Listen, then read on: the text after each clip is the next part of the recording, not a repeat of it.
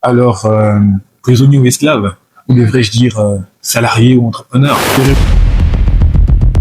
J'ai rêvé de commencer cette vidéo comme ça, même si au fond de moi, je sais que vous aurez l'impression de m'avoir déjà rencontré positivement ou négativement, parce que nous sommes tellement nombreux sur les réseaux sociaux à vous donner des conseils, ce qui n'est pas évident parce que au plus profond de moi, j'estime que personne n'a les diplômes de mérite dans l'art de vivre.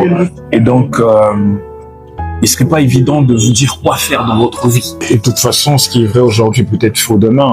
Et je me dis, en fait, toute connaissance, même approuvée, même testée, est une expérience subjective de la personne qui l'expose.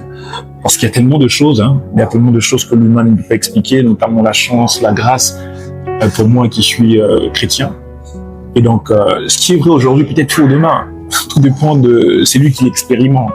À chaque fois que j'entends ces débats sur lesquels devrait être le meilleur entre le salarié ou l'entrepreneur, il y a toujours cette question qui me revient à l'esprit, prisonnier ou esclave. Et pour y répondre, je pense à moi quand, quelques années en arrière, quand j'ai travaillé pour quelqu'un ou quand j'ai prêté serment en tant que défenseur judiciaire et le tribunal de lâcher. Je tiens à souligner que j'ai fait pratiquement 2 ans en cabinet. 2 ans en cabinet. Et puis après, je suis devenu défenseur judiciaire indépendant. Je travaille sur mon propre compte. Et j'ai vraiment appris beaucoup de choses. J'ai vraiment appris beaucoup de choses en cabinet.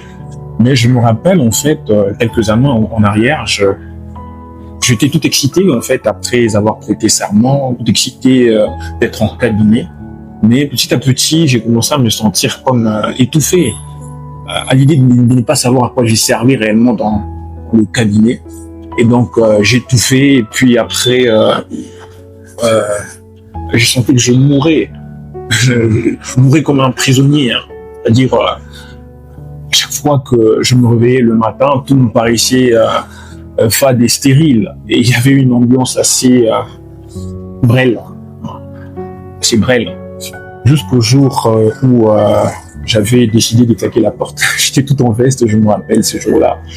J'avais décidé de claquer la porte afin de travailler à mon propre compte en tant que défenseur judiciaire indépendant et surtout faire ce que j'ai toujours voulu faire, notamment mon travail d'éditeur. Travail d'éditeur, travailler entreprendre mon écriture, si je peux le dire ainsi, et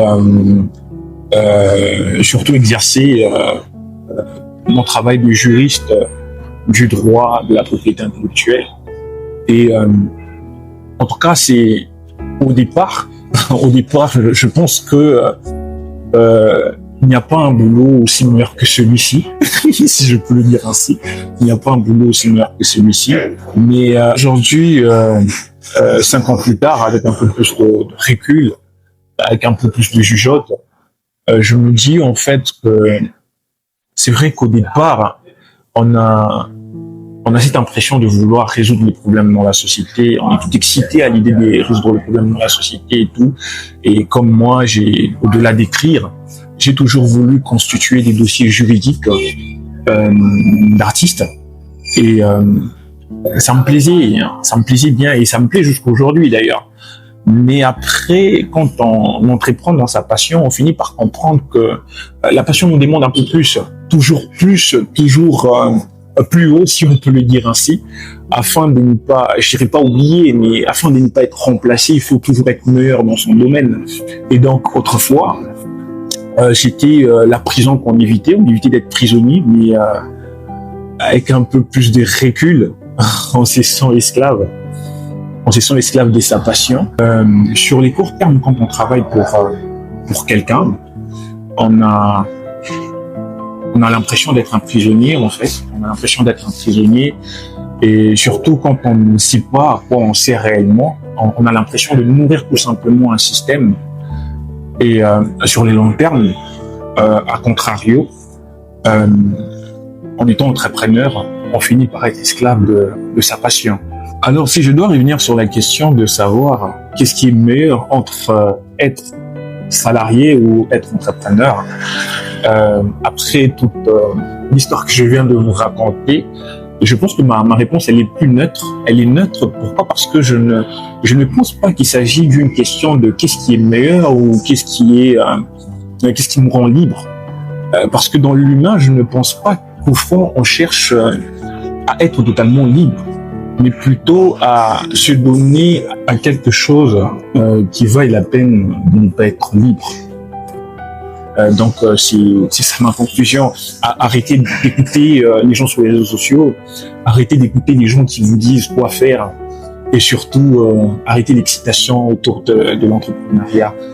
Entreprenez si vous le pouvez, mais si vous ne pouvez pas, restez salarié. Comme je vous l'ai dit, vous aurez certainement l'impression de m'avoir rencontré positivement ou négativement, parce que, évidemment, je vous donne des conseils, et je l'assume. Parce que j'estime que j'ai le droit à la liberté d'expression, j'ai le droit d'exprimer mes idées et vous avez la responsabilité d'écouter ou de ne pas écouter.